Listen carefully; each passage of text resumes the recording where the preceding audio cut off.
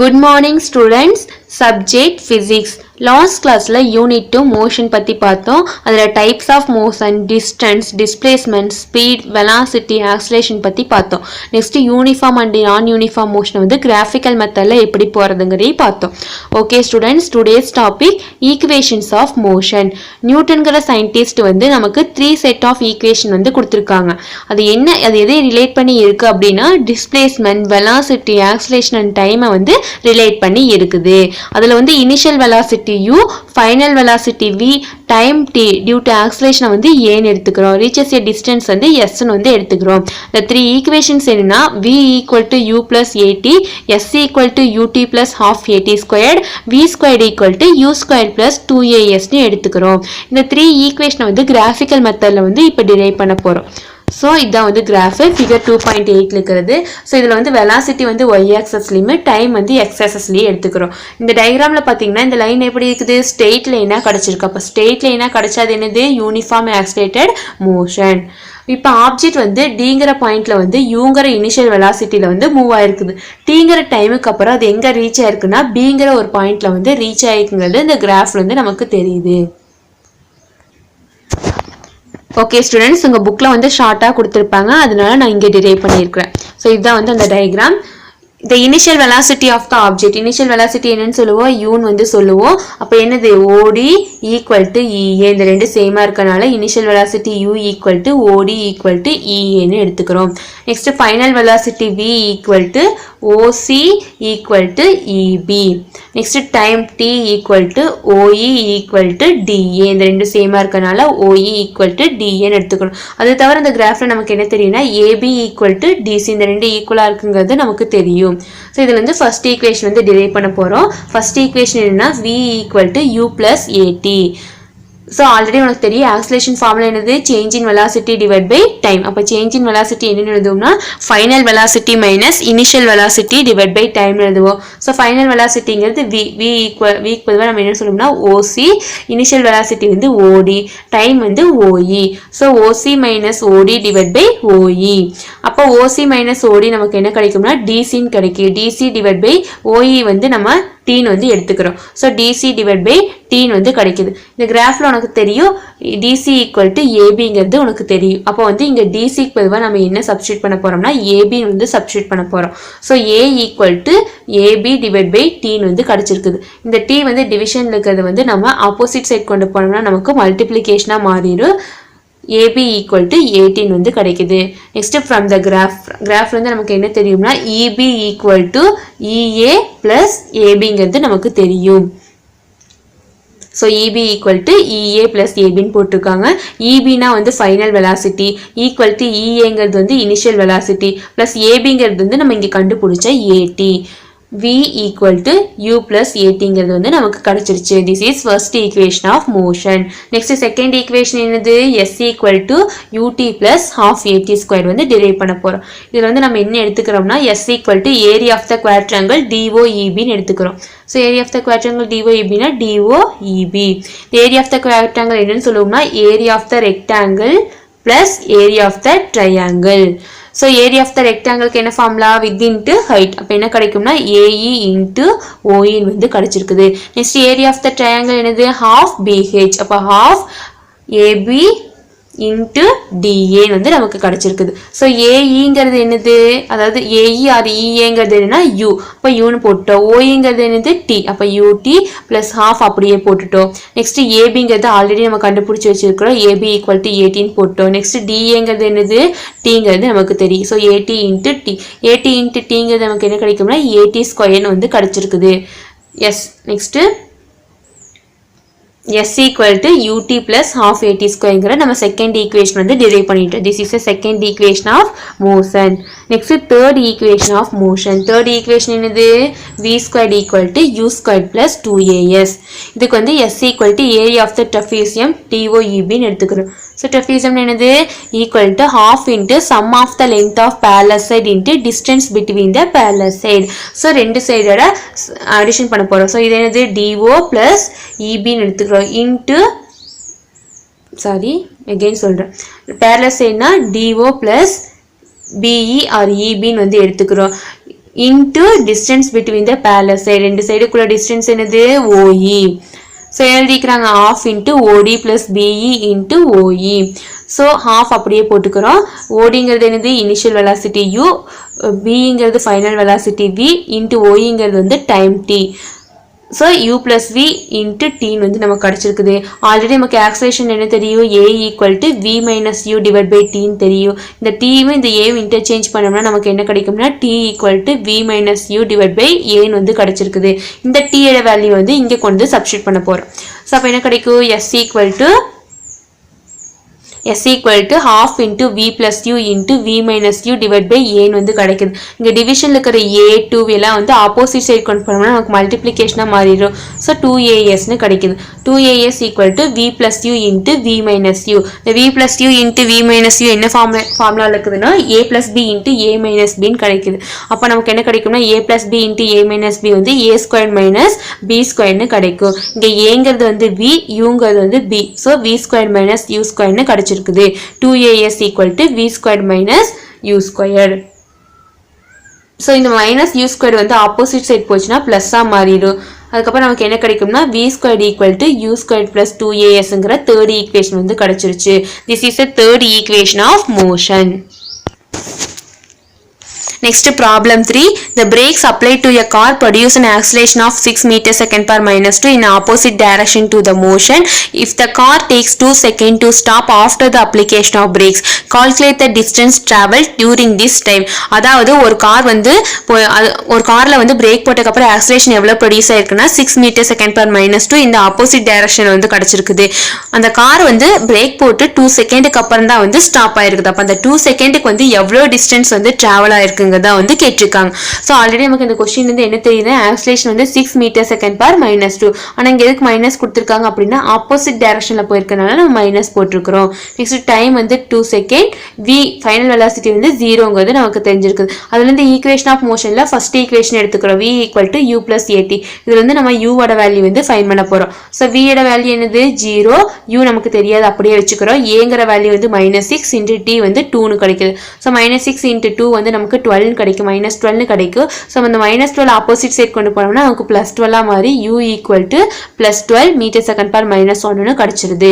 Next second equation எடுத்துக்கிறோம். S distance find பண்றதுக்காக S equal to UT plus ½ AT square. இப்போ U ஓட value என்னது இப்போ கண்டுபிடிச்சு வச்சுக்கிறோமா, 12 இன்ட்டு T ஓட வேல்யூ 2 பிளஸ் ½ இன்ட்டு Aங்கிறது என்னது -6 இன்ட்டு T ஸ்கொயர்ங்கிறனால 2 இன்ட்டு 2னு வந்து போடுறோம். ஸோ இங்கே என்ன கிடைக்கும், 6 இன்ட்டு 2 12, 12 into 2 24 கிடைக்கும். 24 இங்க டிவிஷன்ல 2 இருக்கறனால நமக்கு என்ன கிடைக்கும்னா -12 வந்து கிடைக்கும். சோ 24 இங்க வந்து 12 into 2 வந்து என்ன கிடைக்கும்னா 24. but 24 -12 வந்து நமக்கு என்ன கிடைக்கும்னா 12 மீட்டர்.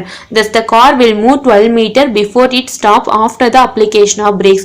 அதாவது அந்த பிரேக் போட்டதுக்கு அப்புறம் அது என்ன பண்ணுச்சு, 2 செகண்ட்ஸ் வந்து மூவ் ஆச்சு. அதுல வந்து எவ்வளவு டிஸ்டன்ஸ் வந்து டிராவல் ஆயிருக்குது அப்படின்னா 12 மீட்டர்ங்கிற டிஸ்டன்ஸ்ல வந்து டிராவல் ஆயிருக்குது. Next motion of freely falling body.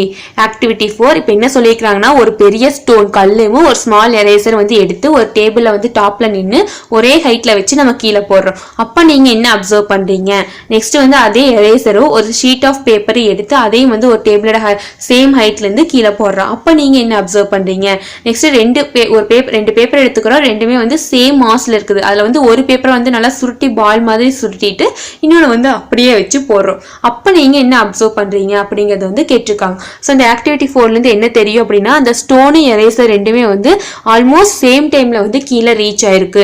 Next eraser பேப்பர்ல வந்து எரேசர் ஃபர்ஸ்ட் ரீச் ஆயிருக்கு, பேப்பர் வந்து செகண்ட் ரீச் ஆயிருக்கு.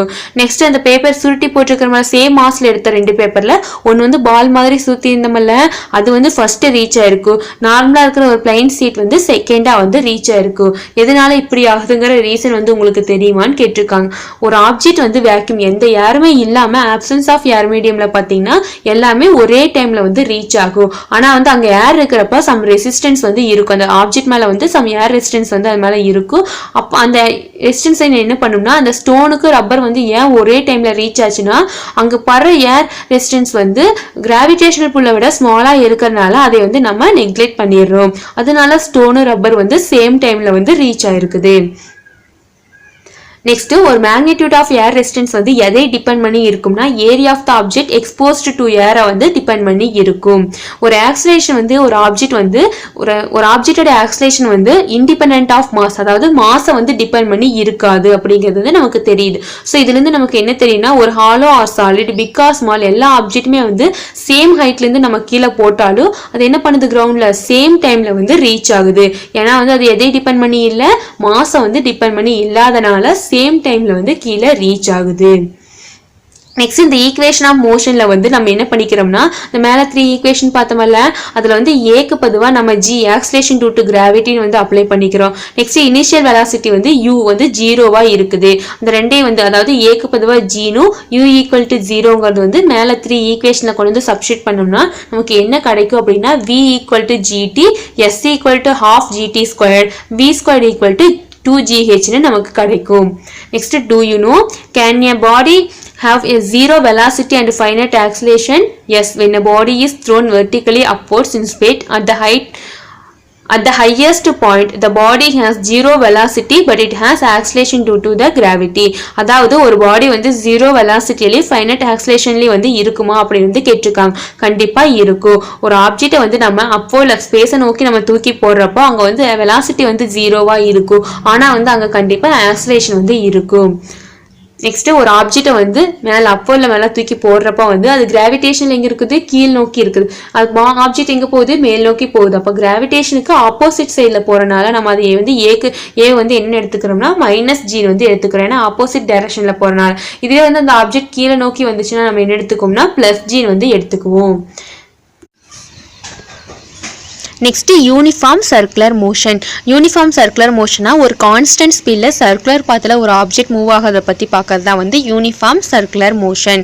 ஆக்டிவிட்டி 5 என்ன சொல்லியிருக்காங்கன்னா ஒரு பீஸ் ஆஃப் த்ரெட் எடுத்து அதில் ஒரு எண்டில் வந்து ஸ்டோன், ஒரு ஸ்மால் பீஸ் ஆஃப் ஸ்டோனை வந்து கட்டிடுறோம், இன்னொரு எண்டை பிடிச்சி நம்ம ஒரு கான்ஸ்டன்ட் ஸ்பீடில் வந்து சுற்றுறோம், சர்க்குலர் பாத்தில் வந்து சுற்றுறோம். அப்படி சுற்றிட்டு கொஞ்சம் நேரம் கழிச்சு நம்ம என்ன பண்ணுறோம்னா அந்த த்ரெட்டை வந்து ரிலீஸ் பண்ணுறோம். அப்படி ரிலீஸ் பண்ணுறப்ப அந்த ஸ்டோன் வந்து எந்த டைரக்ஷனில் மூவ் ஆகும் அப்படி வந்து கேட்டிருக்காங்க. அதை கேர்ஃபுல்லாக நம்ம லிசன் பண்ணோம் அப்படின்னா அது என்ன பண்ணோம்னா சர்க்குலர் பாத்துலேருந்து ஸ்ட்ரெயிட் லைனில் வந்து மூவ் ஆகும்.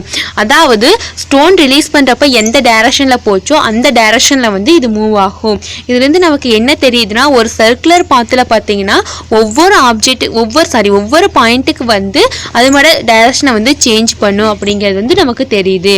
நெக்ஸ்ட் ஒரு சர்க்குலர் பாத்தில் கான்ஸ்டன்ட் ஸ்பீடில் வந்து ஒரு ஆப்ஜெக்ட் மூவ் ஆகிட்டு இருக்கிறப்போ அது மாதிரி டைரக்ஷன் சேஞ்ச் ஆகும். அப்போ டைரக்ஷன் சேஞ்ச் ஆச்சுன்னா வெலாசிட்டி வந்து சேஞ்ச் ஆகும்.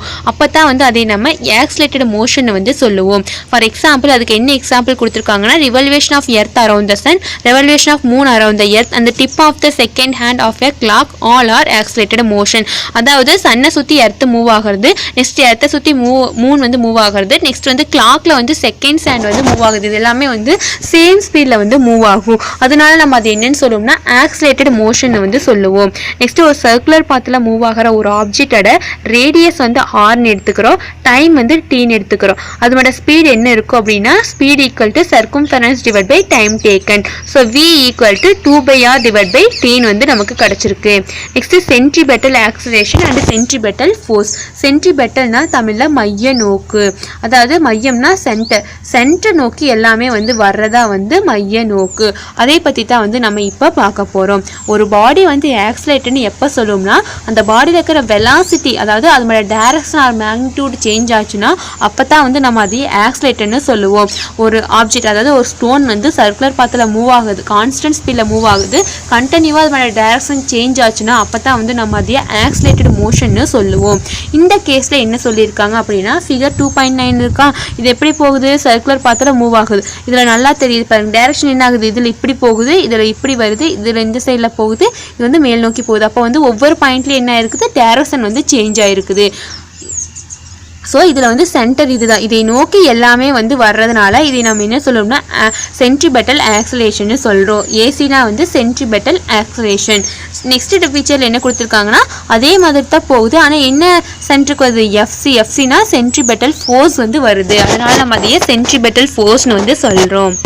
Next, let us consider the object of mass m moving along a circular path of radius r with a velocity v.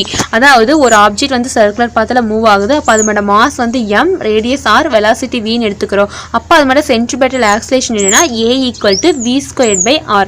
இது வந்து சென்ட்ரிபெட்டல் ஆக்சிலேஷன். நார்மல் ஆக்சிலேஷன் என்னது a equal to v minus u divided by tங்கிறது normal acceleration. இது வந்து centripetal acceleration. அப்போ acceleration தெரிஞ்சிச்சு. ஃபோர்ஸுக்கு formula என்னது f equal to ma. அப்போ ஏக்கு பொதுவாக இந்த வேல்யூ கொண்டு வந்து சப்ஸ்டிட் பண்ணோம்னா m v squared by r வந்து நமக்கு கிடைக்கும். அதுதான் வந்து கீழே கொடுத்துருக்காங்க. f equal to m into centripetal acceleration. So f equal to mv squared by r வந்து கிடைச்சிருக்கு. Centripetal acceleration a equal to v squared by r. Centripetal force f equal to mv squared by r. Next problem 4. A 900 kg car moving at a 10 meter second per minus 1 takes a turn around the circle with a radius of 25 meter. Determine the acceleration under the net force acting upon the car. அதாவது என்ன சொல்லியிருக்காங்கன்னா ஒரு car வந்து 900 kg வெயிட்டில் வந்து இருக்குது. அது எந்த வெலாசிட்டி எந்த ஸ்பீடில் போகுதுன்னா 10 மீட்டர் செகண்ட் பர் மைனஸ் 1ல் போயிருக்கு. அதோட ரேடியஸ் பார்த்தீங்கன்னா 25 மீட்டராக இருக்குது. அப்போ அதோட ஆக்சலரேஷனும் ஃபோர்ஸ் வந்து கேட்டிருக்காங்க. ஆக்சலேஷன் ஃபார்முலா என்னது a equal to v squared by r.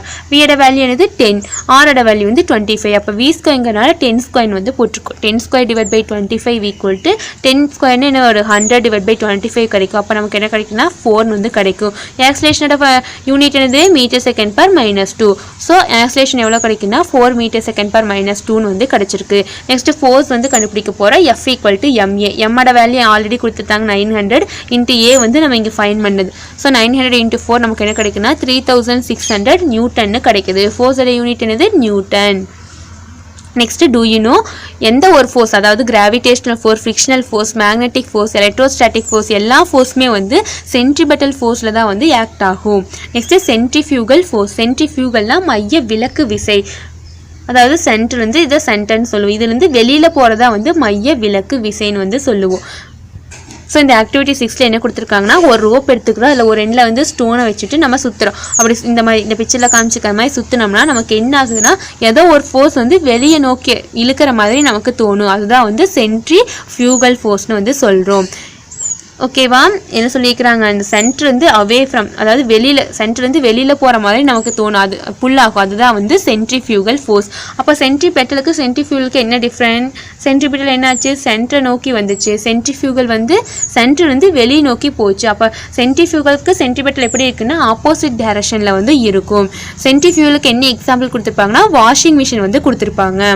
Next do you know என்ன கொடுத்துருக்காங்கன்னா மேரிகோ ரவுண்ட். அதாவது நீங்கள் பார்க்லாம் விளையாடுவீங்களா இப்படி சென்ட்ரலுக்கு சுற்றியில் வந்து இருக்கும்.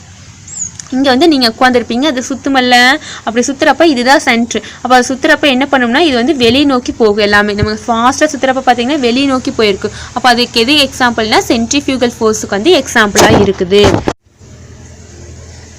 Okay students, lesson 2 over.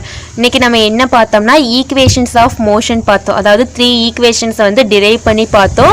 Next வந்து யூனிஃபார்ம் சர்க்குலர் மோஷன் வந்து பார்த்தோம். அதில் வந்து centripetal acceleration and centripetal force பார்த்தோம். லாஸ்ட்டாக சென்ட்ரிஃபியூகல் ஃபோர்ஸ் வந்து பார்த்தோம். ஓகே ஸ்டூடெண்ட்ஸ், இந்த லெசன் ஃபுல்லாக நீங்கள் நல்லா ரீட் பண்ணுங்கள். Okay, thank you.